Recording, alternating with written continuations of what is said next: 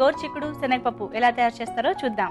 గోరుచిక్కుడు 1/2 kilo, శనగపప్పు 1 cup, పసుపు చిటికెడు, తాలింపు దినుసులు 1 టేబుల్ స్పూన్, ఎండుమిరపకాయలు 2, తరిగిన పచ్చిమిరపకాయలు 2, కరివేపాకు 2 రెమ్మలు, ఉప్పు తగినంత, నూనె 2 టేబుల్ స్పూన్లు, కొత్తిమీర కొద్దిగా, పచ్చి కొబ్బరి తురుము కొద్దిగా.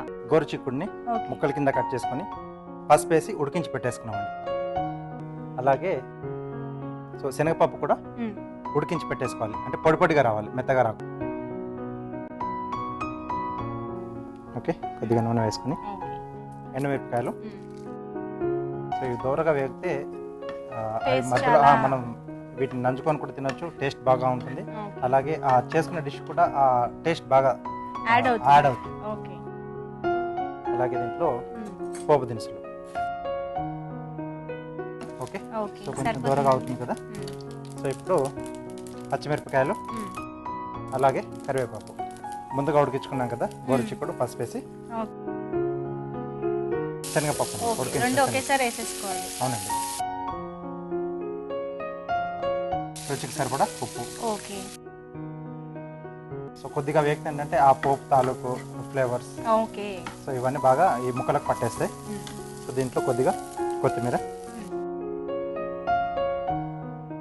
ఆల్రెడీ ఉడికించినవే కాబట్టి అది జస్ట్ అదంతా పట్టేటట్టు ఉంటే చాలండి. అంటే కొంచెం మగ్గాలి మనం ఇవి వేసిన తర్వాత. గోరుచిక్కుడు పప్పు వేసిన తర్వాత కొద్దిగా మగ్గితే ఆ ఫ్లేవర్స్ మొత్తం దీనికి పట్టేస్తాయి.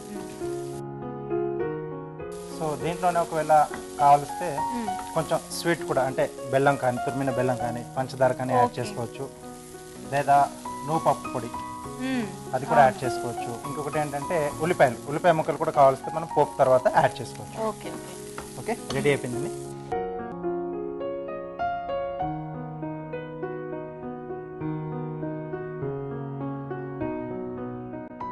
చివరిగా పచ్చి కొబ్బరి తురుము. ఓకే, సో ఇలా గార్నిష్ అయినా చేసుకోవచ్చు, లేదా దాంట్లో కలిపేసుకోవచ్చు. ఓకే అండి, రెడీ. గోరుచిక్కుడు శనగపప్పు రెడీ అయిపోయిందండి.